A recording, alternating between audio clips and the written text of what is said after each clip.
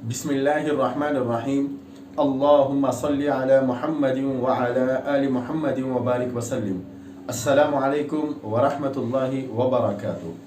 बाज़ students Arabic के, चाहे वो फर्स्ट ईयर के हो या सेकेंड ईयर के, वीडियो के कमेंट्स में लिख रहे हैं कि अरबिक पेपर कहाँ से शुरू करें और कुछ क्वेश्चंस कर रहे हैं। तो मैंने मुनासिब समझा कि एक इसके ऊपर वीडियो बना दूं ताकि आपको आसानी हो। इन बातों का अगर ख्याल रखेंगे आपको अरबिक एग्ज़ाम लिखने में बहुत आसानी होगी। सबसे पहली बात, जब आपको आंसर शीट दी जाएगी, क्वेश्चन पेपर और आंसर शीट दी जाएगी, तो वो ब्लैंक होगा, बगैर लाइन के होगा और उसमें 25 या 30 तक पेपर्स होंगे और हर पेपर में नंबर डाला हुआ होगा, नंबर 1, नंबर 2, नंबर 3। तो आप जहां से चाहे शुरू कर सकते हैं, चाहे स्टार्टिंग से शुरू से लिखें या पीछे से लिखें, लेकिन बेहतर है पेज नंबर 1 से लिखें। जैसे मिसाल के तौर पर मान लो ये आंसर शीट है, ये एक आंसर शीट है और इस पर पेज नंबर लिखा हुआ है, पेज नंबर 1 और फिर पेज नंबर 2। तो पेज नंबर 1 आंसर शीट की जहां पे लिखी हुई होगी, आप वहां से शुरू करें, राइट साइड से शुरू करें। पेज नंबर 1 पे राइट साइड से आप शुरू करें, यहां से इस तरह शुरू करें, आपको आसानी होगी। फिर इस तरह पेज पढ़ रहे हैं, दूसरा पेज शुरू होता है तो फिर यहां से लिखिए, कोई हर्ज की बात नहीं है, इस तरह आप लिख सकते हैं। दूसरी चीज जो बताना है, रोमन में हरगिज ना लिखें। बाज स्टूडेंट्स समरी या कुछ क्वेश्चन के आंसर रोमन स्क्रिप्ट में लिखते हैं। रोमन स्क्रिप्ट हरगिज यूज ना करें, इस्तेमाल ना करें, वरना आपके मार्क्स कट हो सकते हैं, इस बात का ध्यान दें।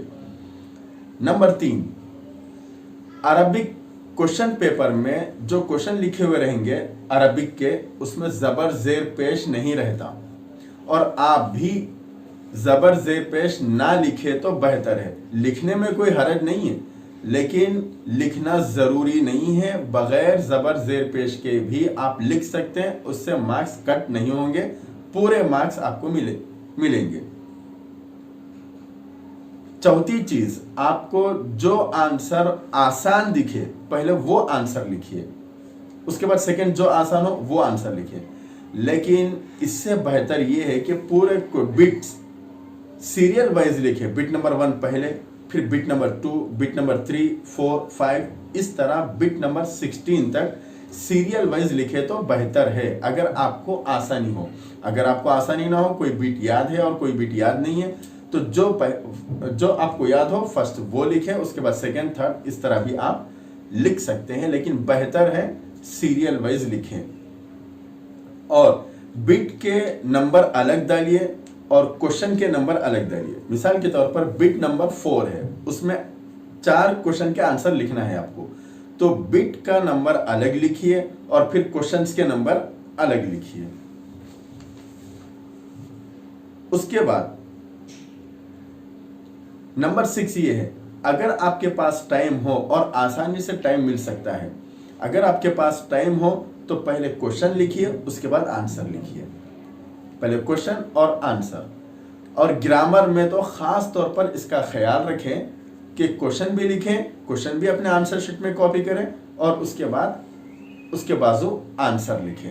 अगर आपके पास टाइम हो, अगर टाइम ना हो तो आप सिर्फ आंसर भी लिखें, सिर्फ क्वेश्चन नंबर और आंसर लिखें, तब भी दुरुस्त है, कोई हरज की बात नहीं है। लेकिन अच्छा तरीका ये है कि आप क्वेश्चन भी कॉपी करें और आंसर भी लिखें, खास तौर पे ग्रामर में। 7वीं बात यह है, बिटों में हर बिट में कोई चीज चॉइस में होती है, कोई क्वेश्चंस चॉइस में आते हैं, तो आप जितने क्वेश्चन के आंसर लिखना है उतने ही लिखना चाहिए, बेहतर यही है, रूल यही है। लेकिन मेरी एक राय ये है कि चॉइस में जो क्वेश्चंस आते हैं आप उनके भी आंसर लिखें। मिसाल के तौर पर बिट नंबर 4 है, उसमें 8 क्वेश्चंस आते हैं, उसमें से आपको सिर्फ 4 के आंसर लिखना है। आपसे गुजारिश ये है कि अगर 8 के 8 क्वेश्चन के आंसर आपको याद है तो आप 8 के 8 लिखिए। उसकी वजह ये है कि अगर आप 4 के ही आंसर लिखेंगे और 4 में से 2 रॉन्ग होंगे खुदा ना खास्ता, तो 2 के मार्क्स कट हो जाएंगे और 2 के ही मिलेंगे। अगर आप 8 के 8 मार्क्स लिखेंगे तो उसमें 8 के 8 आंसर अगर लिखेंगे आप, उसमें से जो रॉन्ग है उसको छोड़ दिया जाएगा और जो करेक्ट है वो काउंट किया जाएगा। इस वजह से बेहतर है जो क्वेश्चन चॉइस में हो उसके भी आंसर लिखें।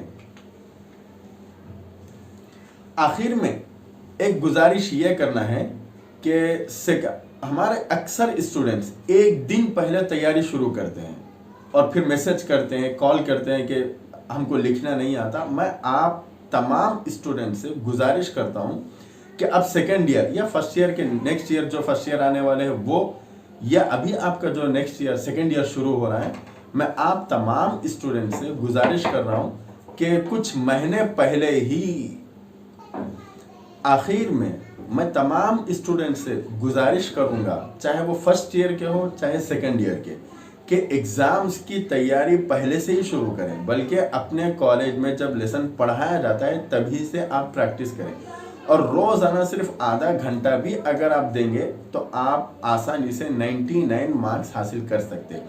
और अरबिक पढ़ने का मकसद ही ये है, चंद मकासद में से एक मकसद ये भी है कि 99 मार्क्स हासिल करें। अगर अरबिक में 99 मार्क्स हासिल नहीं हो सकते तो बात दुरुस्त नहीं है कि अरबिक पढ़ने का कोई फ़ायदा ही नहीं है। असल में अरबिक पढ़ने का मकसद ये है कि ये स्कोरिंग सब्जेक्ट है, इसमें 99 लाना ही है। मैं अपने सारे स्टूडेंट से गुजारिश करूँगा कि सारे स्टूडेंट्स अरबिक की तैयारी पहले से करें। मालूम है कि अरबिक लिखने में हमको परेशानी होती, लेकिन एक दिन पहले और 2 दिन पहले लिखने की अगर प्रैक्टिस शुरू करेंगे तो कहाँ से हम लिख सकते हैं। इस वजह से पहले से ही प्रैक्टिस शुरू करें।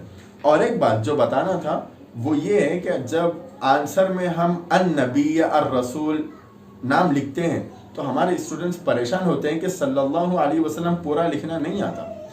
तो उसका जवाब ये है कि अगर आपको सल्लल्लाहु अलैहि वसल्लम लिखना पूरा आता है तो अच्छा है, लिखिए।